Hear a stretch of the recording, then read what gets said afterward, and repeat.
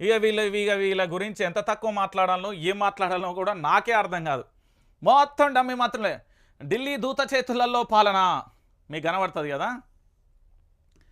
మంత్రులకు తెలియకుండానే నిర్ణయాలు, సమాచారం లేకుండానే బయటకు వస్తున్న జీవోలు. ఎక్సైజ్ మంత్రికి తెలియకుండా లిక్కర్ కంపెనీలకు అనుమతి, ఇరిగేషన్ మంత్రికి తెలియకుండా ఇరిగేషన్ సెక్రటరీ నియామకం. శాఖల అంశాలపై మాట్లాడని చాలామంది మంత్రులు. ప్రజలు ఇబ్బందులు పడుతున్న నోరు తెరవని వైనం.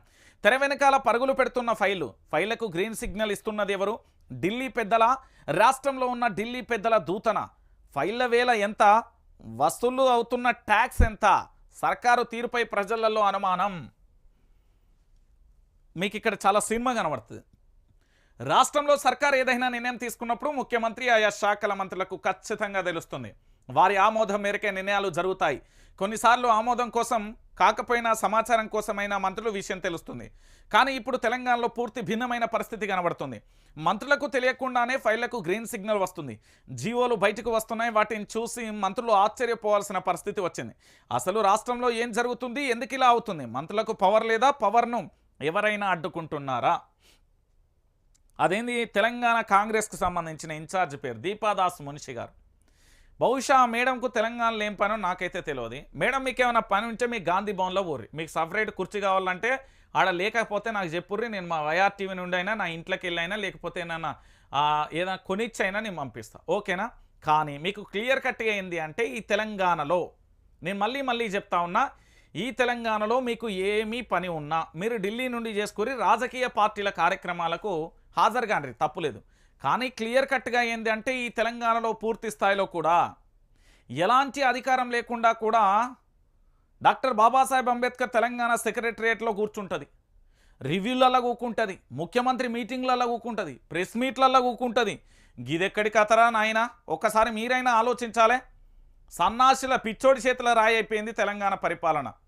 మీకు ఇంకా క్లియర్ కట్గా ఇంకో అంశం కూడా తీసుకొస్తా. ఈ మంత్రులందరూ కూడా ఎవ్వని పని వాడు ఇగో పదవి ఉంటుందో పోతుందో మంత్రి అంటుండట నిన్న మా వాళ్ళతోని. ఇగో మన పదవి ఎప్పుడు ఉంటుందో పోతుందో తెలియదయ్యా. ఏముంటుంది ఇక్కడ? అసలు మా కాంగ్రెస్ ప్రభుత్వం 5 ఏళ్ళు ఉంటుందో లేదో కూడా తెలియదు. పైన బీజేపీ వచ్చింది, ఏమన్నా చేయవచ్చు. ఎందుకంటే వాళ్ళు భయపడుతున్న విషయం ఇది. ఏదైనా కావచ్చు, ఉన్నప్పుడైతే సంపాదించుకోవాలి, 4 రూపాయలు వెనకేసుకుంటాం అని చెప్తున్నారట. ఇక మీరు ఇంతకంటే క్లారిటీ ఇంకేముంటుంది తెలంగాణ బిడ్డలారా? ఇంతకంటే క్లారిటీ ఏముంటుంది? ఇక మీరే ఆలోచించుకోవాలి. నేను మళ్ళీ చెప్తున్నా, సంపాదనకు తెగబడ్డారు తప్ప తెలంగాణ ప్రాంతాలకు తెలంగాణ ప్రజలకు న్యాయం చేస్తా అని ఏ ఒక్కడు కూడా లేడు. క్లియర్ కట్గా చెప్తున్నా.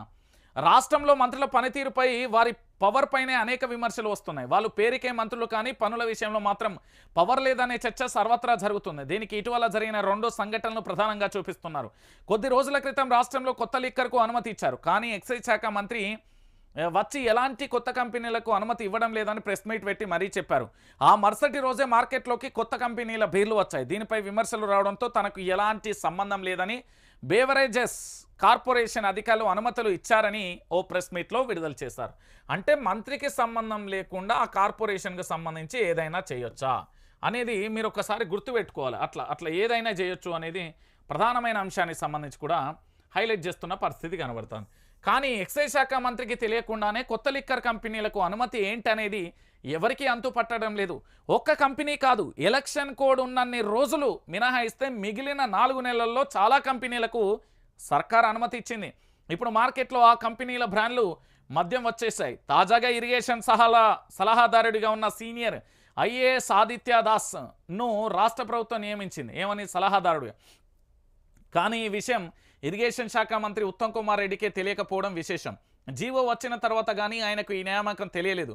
అంటే ఆయనను ఎవరు నియమించారు? కనీసం ఆ శాఖ మంత్రికి కూడా సమాచారం ఇవ్వకపోవడం ఏంటనేది రాజకీయ వర్గాలలోనే కాదు అధికార వర్గాలలో కూడా చర్చనీయాంశంగా మారింది. దీనికి తోడు చాలా శాఖలకు చెందిన మంత్రులు తమ శాఖలపై మాట్లాడేందుకు పెద్దగా ఆసక్తి చూపడం లేదు. వేసవిలో నీటి సమస్య వచ్చినప్పుడు పంచాయతీరాజ్, గ్రామీణ అభివృద్ధి, గ్రామీణ నీటి సరఫరాల శాఖలు ఆమె దగ్గరే ఉన్నాయి. కానీ వేసవిలో రాష్ట్రమంతటా తాగునీటి కోసం ప్రజలు రోడ్డెక్కారు. ఖాళీ బిందెలతో ఆందోళన చేశారు. అయినా ఏనాడు ఆమె మాట్లాడలేదు. తాగునీటి సమస్య తీర్చడానికి తీసుకున్న చర్యల గురించి వివరించలేదు. దీంతో వేసవి ముగిసే వరకు ప్రజల తాగునీటి కష్టాలు అలాగే ఉన్నాయి. ఇక అన్నదాతలు గత 6 నెలలుగా ఇబ్బందులు పడుతూనే ఉన్నారు. యాసంగి పంట చివరి దశలో నీరందకపోవడంతో పైరును కాపాడుకునేందుకు చాలా కష్టపడ్డారు. అయినా వేల ఎకరాలలో పంటలు ఎండిపోయాయి. ఆ తర్వాత పంట కోసి మార్కెట్కు తీసుకొచ్చాక అక్కడ కూడా రైతులకు కష్టాలు ఎదురయ్యాయి. ధాన్యాన్ని నెలల తరబడి మార్కెట్లో పోసి వేచి చూడాల్సి వచ్చింది. ఈ మధ్యలో వచ్చిన వర్షాలతో ధాన్యం మొలకెత్తి పాడైపోయింది. ప్రతిపక్ష పార్టీకి రోడ్డెక్కి ధర్నాలు చేస్తే గానీ సర్కారు స్పందించలేదు. ఇట్లా చెప్పుకుంటా పోతే సీత కట్టం తెలంగాణలో. నేను చెప్తున్నా కదా, ఇట్లా చెప్పుకుంటా పోతే తెలంగాణలో సీత కష్టం మామూలు కష్టం కాదు. ఈ మంత్రులు అనేటోళ్ళు ఉన్నారు కదా తెలంగాణలో, మంత్రులకు సంబంధించిన శాఖలు ఏవైతే ఉన్నాయో ఆ శాఖకు సంబంధించి మీరు ఫోన్ చేసి అడుగుర్రి. అయ్యా ఉత్తమ్ కుమార్ రెడ్డి, అయ్యా పొన్నం ప్రభాకర్ గారు, అయ్యా జూపల్లి కృష్ణారావు గారు, అయ్యా తుమ్మల నాగేశ్వరరావు గారు, అయ్యా సీతక్క, తల్లి కొండా సురేఖ, దాంతోపాటు ఇతరత్ర మంత్రులు మీకు ఎవ్వరు కనబడితే వాళ్ళు అడుగుర్రి. మీ శాఖ పట్ల మీకున్న అవగాహన ఏంది, మీ శాఖకు సంబంధించిన సలహాదారులు కానీ మీకు సంబంధించిన ఏదైతే ఉందో వాటన్నింటినీ కూడా పూర్తి స్థాయిలో మీకు తెలిసే జరుగుతున్నాయా లేక మీకు తెలియక జరుగుతున్నాయా, సంతకాలు ఎవరు పెడుతున్నారు, మీకు సంబంధించి చుట్టూ కోటరీని ఎవరు నియమిస్తున్నారు అనేది ఒకసారి మీరందరూ కూడా చాలా క్లారిటీగా ఆలోచించుకొని. నేనేమంటున్నానంటే ఇక్కడ మంత్రులందరూ పిరికి పందలు, చవటలు, దద్దమ్మలు అని నేను అనట్లే. మంత్రులు మంచి అవగాహన సీనియర్ మంత్రులు ఉన్నారు. కానీ వాళ్ళకు తెలియకుండానే ఢిల్లీ పెద్దల హస్తంలో పడిపోయారు. అది ఎట్లా అనేది చాలామందికి తెలియదు. నేను ఇప్పుడు చాలా క్లారిటీగా కూడా చెప్తున్నా. నా దగ్గర ఒక బలమైన సోర్స్ ఉన్నది. దాని ద్వారా పచ్చి నిజాలు వస్తాయి. త్వరలో ఇక ఒక్కొక్కడికి ఉంటుంది ఆట చెలగాటం. ఇగో మీరు ఇక్కడ కనబడుతున్నాయని ఈయన జూపల్లి, ఇగో మంత్రి తుమ్మల, సీతక్క, సురేఖ, పొన్నము, వీళ్ళిద్దరు చక్కగా కనబడతలే. ఈయన అయితే ముఖ్యమంత్రి. క్లారిటీ. ఇక్కడ ఏం జరుగుతుంది అంటే ఇక్కడ దీపాదాస్ మున్షి మీ అందరికీ తెలుసు కదా. ఈమె కనుసన్నలలోనే అన్నీ జరుగుతాయి. ఒకటి, ముఖ్యమంత్రి గారు ఏం చేస్తారు అంటే వీళ్ళ చుట్టూ ఒక కోటర్ని నియమించిండు. ఈ చుట్టూ కోటరిగా ఉండే వ్యక్తులందరినీ కూడా నియమించేది రాష్ట్ర ముఖ్యమంత్రి రేవంత్ రెడ్డి గారు. రేవంత్ రెడ్డి చుట్టూ కోటర్ని నియమించేది దీపాదాస్ మున్షి గారు. దీపాదాస్ మున్షి చుట్టూ ఉండేది కేసీ వేణుగోపాల్ గారు, లేకపోతే ఢిల్లీ పెద్దలు. ఏంది, ఢిల్లీ నుండి ఆదేశం ఇక్కడికి రావాలి, ఇక్కడ నుంచి దీపాదాస్కి రావాలి, ఇక్కడ నుంచి రేవంత్కు పోవాలి, అక్కడ నుంచి పార్టీలకు సంబంధించిన మిగతా వాళ్ళకి పోతుంది. అంటే ఇక్కడ 3 కోణాలు ఉన్నాయండి. తెలంగాణ పరిపాలన అనేది చాలా స్పష్టంగా వీళ్ళ చేతిలో లేదు, క్లియర్ కట్ అది. రెండోది, తెలంగాణకు సంబంధించిన మంత్రులు అందరూ కూడా డమ్మీ మంత్రులైనా నిజమైన మంత్రులు అంటే అది వాళ్ళు నిరూపించుకోవాలి. ఇప్పుడు ఒకరి మీద ఆరోపణ చేసినప్పుడు అది నిజమా అబద్ధమా అనేది వాళ్ళ చేతిలో ఉంటుంది. ఇది క్లియర్ కట్. సో తెలంగాణలో మంత్రులు అనేవారు ఉన్నారు, లేరని నేను అనట్లే. పదవులలో ఉన్నారు, బాధ్యతలు కూడా స్వీకరించారు. కానీ వాళ్ళకు ఆ అధికారాలు ఉన్నాయా లేదా, వాళ్ళు ఎందుకు మాట్లాడలేకపోతుర్రు అనేది ఒకటి క్లియర్ కట్గా కూడా ఇది వీళ్ళ